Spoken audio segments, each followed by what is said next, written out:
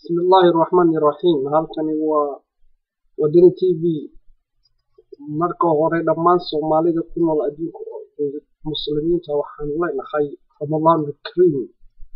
waxaan moodayaa in badan inaan kala maqnayn oo aan ku kala maqnayn hawada qaatana aan ku soo laabanay annagoo mar walba idin daadino barnaamijyada dhabta ah ee siyaasadda Soomaaliya ku wajahan taasi oo aragtaa raadadkeedii wax alla wixii aan idin sheegnay oo idin indhahana ku dhufataan hadda waxaan leenahay marka hore Ilaahay waxaan ka baryaynaa dhammaan ummadda Soomaaliyeed meel kastoo ay degan tahay inuu roob khayr qaba siiyo labada wiil ee Ramadaanka ka laaban meel kasta oo Soomaaliya ahna roob oo ka do'aan Ilaahay ka baryaynaa Ilaahay Kareem marka labaad xasuusnaada ereyada horay aan idin dhahnay xukuumadda Soomaaliya iyo maamulka siyaasadeed waxay gacanta ugu jirtaa qoladan aan u bixiyay ubucda Soomaaliyeed haddii aadan garanaynin ubucda Soomaaliyeed waa qaramada midoobay iyo isbahaysigeeda sida awgeed waxaan rabaa dhammaan inaad qiyaastaan oo aad isku soo barbardhigtaan hadalladii aan idin sheegnay iyo markii ugu dambeysay maalinkii militariga Soomaaliyeed la aasaasay ee xukuumaddan cusub oo Shariifka ka hadlayay inuu carabka ku dhuftay in ay lugta kula jirto qaramada midoobay Soomaaliya afka waxa ay ka sheeganaysa iyo adinkeedana ay kala gedisan yihiin oo ficilkeeda oo mar walba yahay mid Soomaaliya ku dhaqan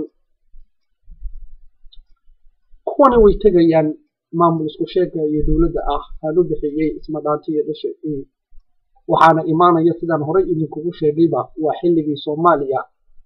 aad samaysan lahaydeen Soomaaliya qolo kasta oo deegaan wada degan in aad samaysataan maamul nabadeed oo aad samaysaan sida Tanzania oo kale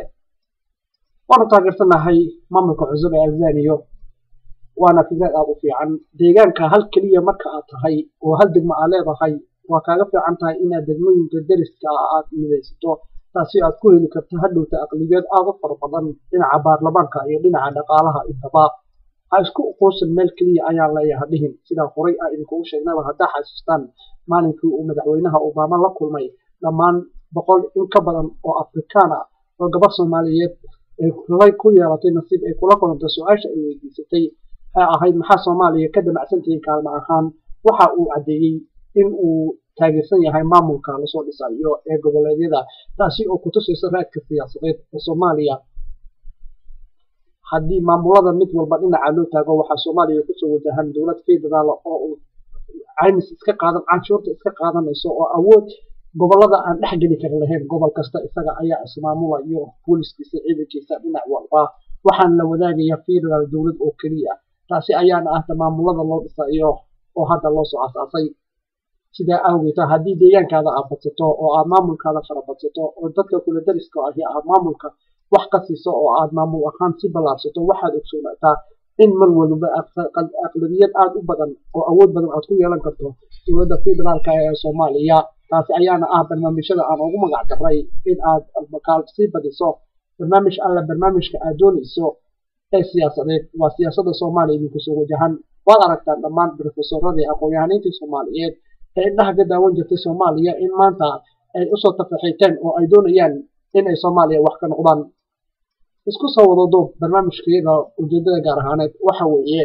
in Soomaaliya maanta ay ka faa'iideystaan deegaan kastana uu la midoobo deegaanka kale ee u dhow oo iskaga tagay qabyaaladda iyo qurunka taasi oo ah inuu ku heli doono aqliyad iyo dhaqaale aad u sarreyso waa barnaamijka cusub ee Tanzania aan ku taageersanahay dadka Tanzania deegaankeeda ahna waxaan ka codsanaynaa inay taageeraan professorka Gandhi taasi oo ah inuu hoggaan siyaasadeed oo dhab ah oo xal ah uu hayo macnaheedana ay tahay midowga Soomaaliyeed ee mustaqbalka miis la soo fariisan karto dawlad kasta oo Soomaaliya ka dhalata waa barnaamij aad u fiican cid kasta oo aqoon leh ka faa'iideysta aqoon-yahaninta dhammaantiin waa idin sheegnay dawladda dhabta ah ee Soomaaliya ku soo wajahan waa dawladda qaramada amniga markii la wareegto lahan lagu soo aadan soo wajihi doona Soomaaliya haddaba waxaan iskugu soo gabagabeynaynaa oo danteennadu ay tahay maanta aqoon-yahaninta iyo dhammaan ummadda Soomaaliyeed inay ka faa'iideystaan barnaamijkan aadka u qiimo badan ee wadani TV ah uu horay idinkugu cadeeyay in Soomaaliya nabad noqonayso kuna soo wajahantay dawladda dhabta ah ee Soomaaliya hoggaanka u qaban karta hadduu Ilaahay yiraahdo. Assalaamu calaykum.